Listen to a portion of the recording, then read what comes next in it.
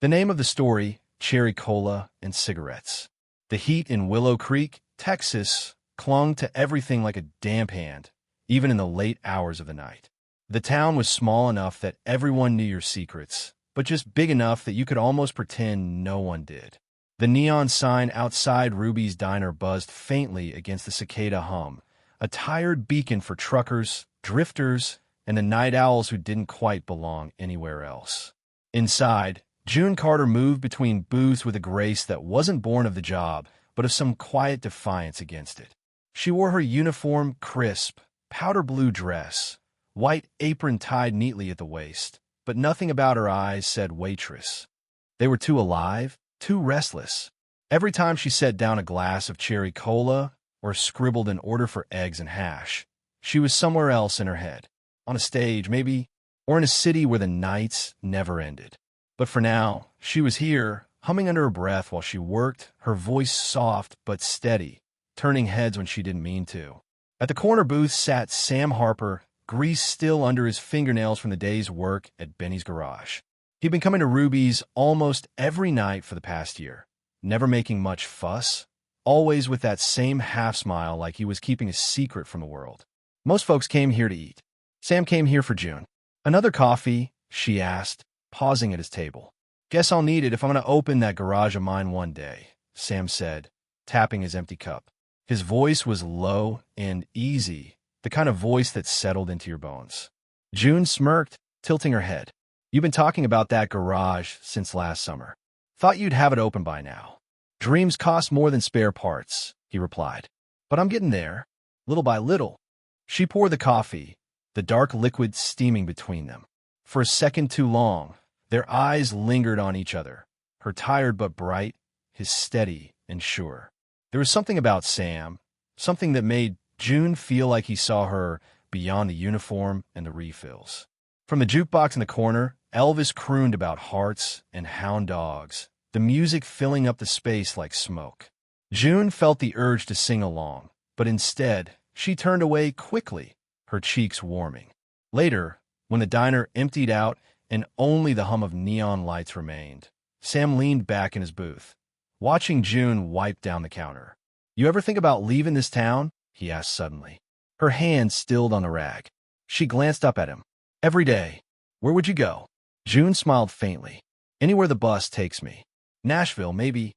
I'd sing on a stage, wear red dresses, and drink champagne out of glasses that ain't chipped." Sam chuckled, but there was no mockery in it, only admiration. "You'd look good on a stage, June." The clock above the counter ticked past midnight. June set the rag aside, restless energy burning in her. "You still got that motorcycle?" Sam raised an eyebrow.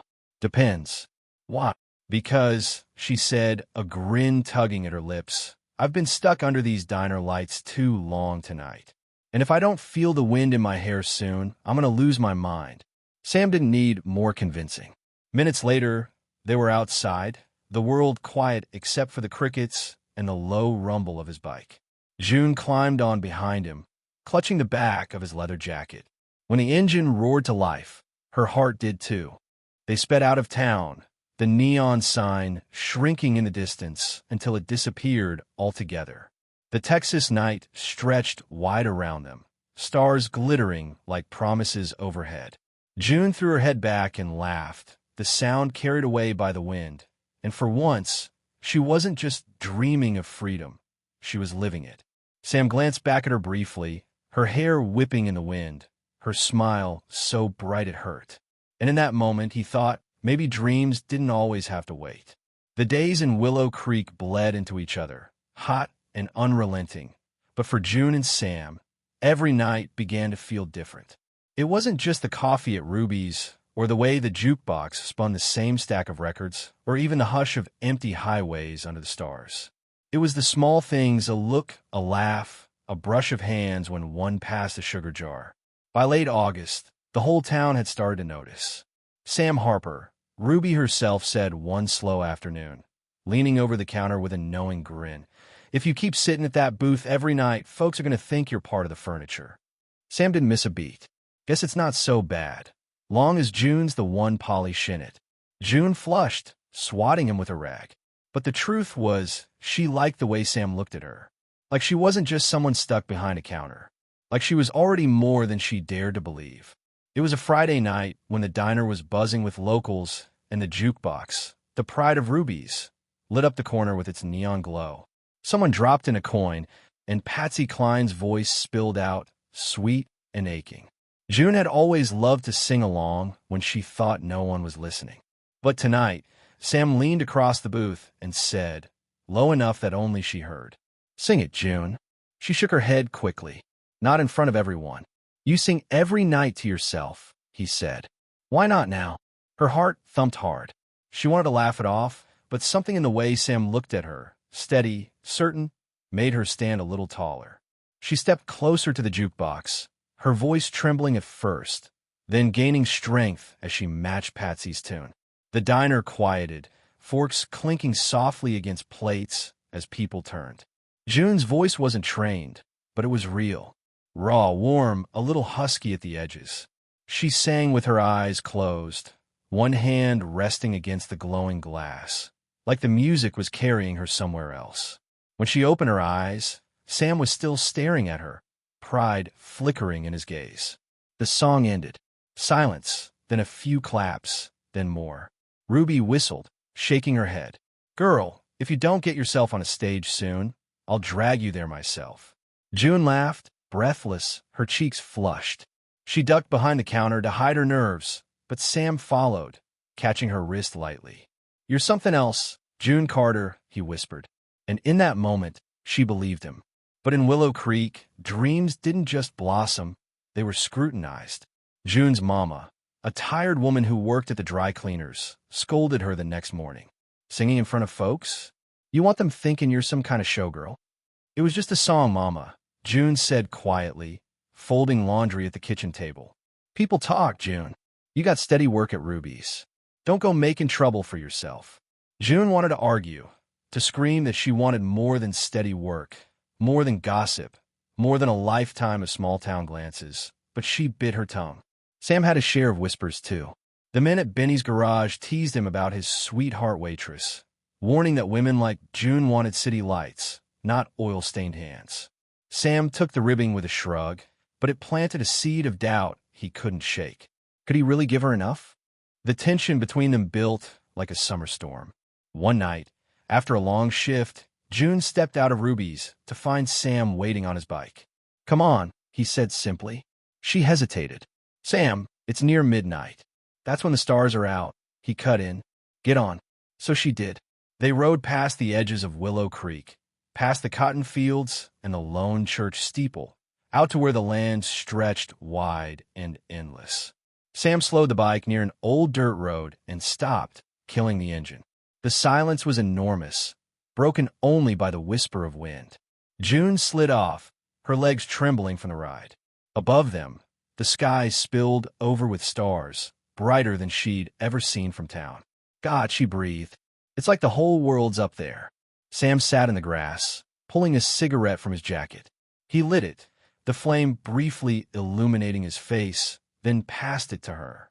She took it, inhaled, coughed, and laughed. "Don't tell me you never smoked before," he teased. "Not really my thing," she admitted, handing it back. "But tonight, maybe it is."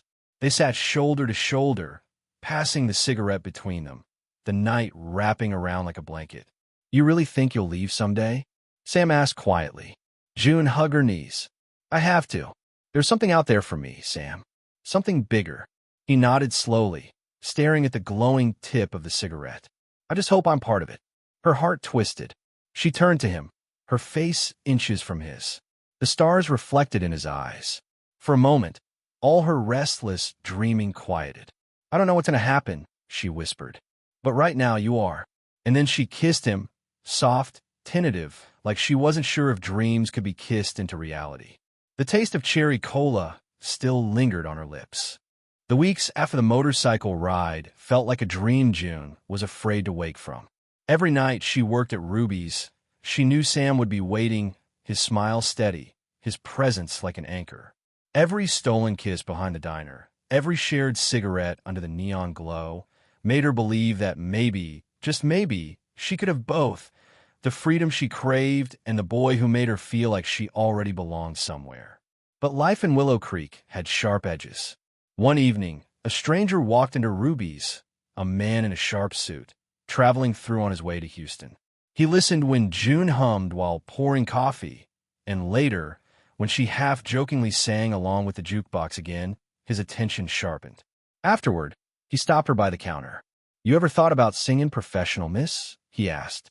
June blinked, startled. "All the time." "Well," he said, pulling a card from his pocket, "my brother runs a club in Houston. He's always looking for new voices. You've got something raw, real. If you want a shot, come by." He left a business card on the counter. June stared at it long after he was gone. That night, she showed it to Sam. "You should do it," he said immediately, though his jaw tightened. "You don't even know what it means." "I know what it means to you," he said, his voice low, "and I'd be damned if I held you back." But when she looked at him, she could see the storm brewing behind his calm eyes. The night before she was meant to decide, they sat outside the diner, sharing soda. June twirled the straw between her fingers. "Sam, if I go, what happens to us?" He didn't answer at first. He lit a cigarette, dragging deep, then said quietly, "I don't know." Her throat tightened. "I don't want to lose you." "You can't have it both ways, June. You can't be dreaming about leaving every night and expect me to believe you'll stay." The words cut, sharper than she expected. "And what about you? You got your garage dream. Why is it okay for you to chase it, but not me?" "Because mine's here," he snapped, then caught himself. His voice softened. "Mine's here, with you." The silence between them was heavier than the summer air. June felt torn clean in two, by her hunger for more, and by the boy who had become her everything. The next morning, June stood at the bus stop with the card in her hand. Houston was only 3 hours away. A chance at everything she'd ever wanted was sitting just down that road. Sam's garage was coming together too. Benny had promised to sell him a small lot on the edge of town. His future was here, steady and real. Her heart raced as the bus pulled up, brakes hissing. She stepped forward, ticket money in her palm. And then she heard it, faint but clear, the jukebox at Ruby's, echoing in her memory. Sam's voice telling her she'd look good on a stage. The way he looked at her under the stars. Her feet froze. The bus doors opened. The driver raised an eyebrow. "You coming, miss?" June stared at the road, stretching ahead, then at the little town behind her. And slowly, she shook her head. "No," she whispered. The bus pulled away, leaving her in a cloud of dust. That evening, Sam found her sitting at the counter in Ruby's, staring at the untouched card in front of her. "You didn't go," he said softly. She looked up, eyes shining. "I couldn't. Not without you." He stepped closer, relief washing over his face. "June." She grabbed his hand across the counter. "One day, I'll sing somewhere bigger than this diner. But I don't need to run to find it. I'll make something here. With you." Sam leaned over, kissing her like he'd been holding his breath for weeks. And in that kiss was a promise. Not of easy days, not of a life without longing, but of a love strong enough to weather the wanting. By autumn, Sam's garage had its grand opening. June worked mornings at Ruby's, but nights she sang. First at the diner when the jukebox went quiet, then at local dances, then at county fairs. People came from other towns to hear the waitress with the smoky voice. And every time she sang, Sam was there in the crowd, a grease-stained jacket draped over his chair, pride in his eyes. Willow Creek didn't change much. The neon lights still hummed, the gossip still buzzed, the summer nights still burned hot. But for June and Sam, the world was bigger now. Not because they'd left, but because they'd found each other. Cherry cola, cigarettes, love, raw and real, humming under the Texas stars. The end. Thank you all for listening, and I hope you enjoyed it.